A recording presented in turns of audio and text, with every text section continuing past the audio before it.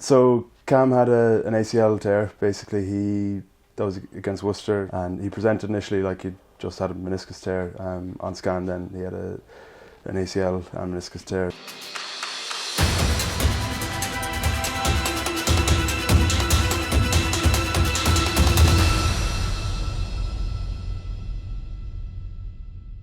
My name's David Power. I'm a senior physio, and my role is primarily to look after the long-term rehabbers at the club. My name is James Nolan. I am assistant strength and conditioning coach at the club, and my primary responsibility during the return to play process is taking care of the strength and conditioning or physical provision for players that are injured. Because of the combined nature of it, the time of the season as well, we were looking, I suppose, from the back forward that a Premiership semi-final stage, would be about 8 months.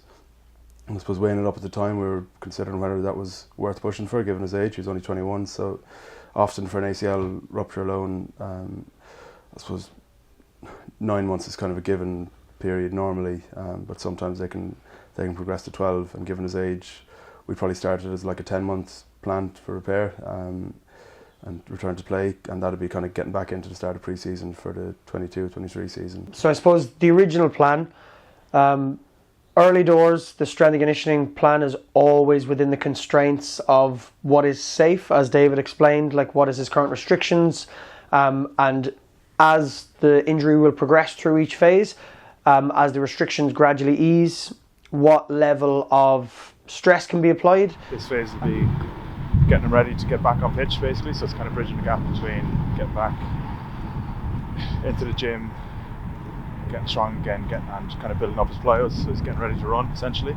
Like that he's actually going he's going through his A marches and kind of drilling and coordination prep, taking a bit more impact towards that knee.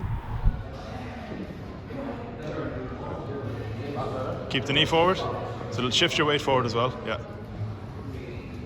We've all had niggles and stuff, like I've touched wood, like never had anything like as serious as what Cam's been through. You know, a lot of people get injuries and they just sort of let it all pass by and hope that it'll get better, like they'll do the rehab in club or whatever. Like, he was literally at home, if he'd got supplements he was told to take that were gonna help him by even like 1%, he was taking them, and then he was just sat, and there's a reason that cushion there has got a dip in it, is because he sat there for 3 hours a day just with the game ready on, doing his uni work, just icing it. And that, I know it didn't sound like a lot, but those little things, like I remember then he coming in and like each sort of month block he'd say, oh yeah, we're a little bit ahead this month because like it's going on well, and that is just testament to him and his dedication to his recovery program and everything else that he had to do, really. Yeah, it's a testament to him. He's ahead really of where he needs to be now in terms of actually loading that knee. We obviously still have restrictions, so next week he'll be able to squat to 90 in terms of depth, so that's in split squats. Even now he's been still technically restricted to 60 degrees. Today was probably the most he's done in terms of not quite obviously jogging, but taking a couple of stumble steps into it, planting, and then actually backpedaling off it again, and again no apprehension at all with it. So it actually sets him up for probably a focus on my program upper body wise for the 6 weeks that allows you then to focus on the lowers. Yeah. And he's on track for that. He'll start that new wave of 6 weeks. He'll start that this coming week.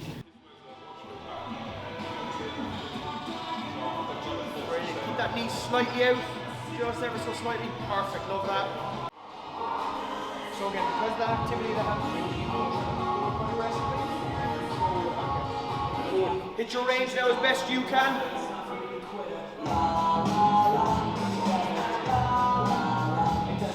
Lovely, Cam.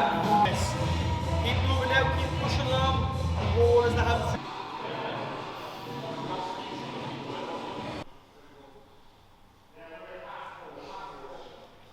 How are you getting on at home with cooking and stuff like that? Yeah, good. You get filmed while you sleep, for you must be in good shape. I'll have to find out. I hope so now, yeah. Yeah, it's feeling good. It's nice to be walking around and obviously changing the directions. It's going to be good for you, man. It's going to be good for you. Feeling like it is already. So. You get Bordeaux stuff to you? Yeah. Good challenge, Bordeaux line out. If you watched any of it yet. I'll get across to you. The weight is up there. Yeah, the weight's up there. This picture probably paints that maybe not the best form of weight. Like, I think these results have probably not gone favorably for him. I think he started off really well in that post-op period, that first 7 days where he was like really conscious of what he was eating, and he's probably gone like the polar opposite back to what he would be when he was normally training. So he's hit his mass goal, but he's at 82 mils, which is a fair whack away from that 70. Okay. I just need to look at it because obviously that's pretty disappointing. Yeah, I mean, Yeah. I think I thought I was doing pretty well. Like I thought I was don't let it derail you. So like the message behind that is just like managing what he eats relative to the training, not being overly reliant on something like conditioning to actually cause that manage deficit. Yeah. Like once he's on feet, that loading will be good. And Don't let it derail you, but let's like sit down and get the information right, and then start a new plan. Can we do that today? Yeah, we can do it today.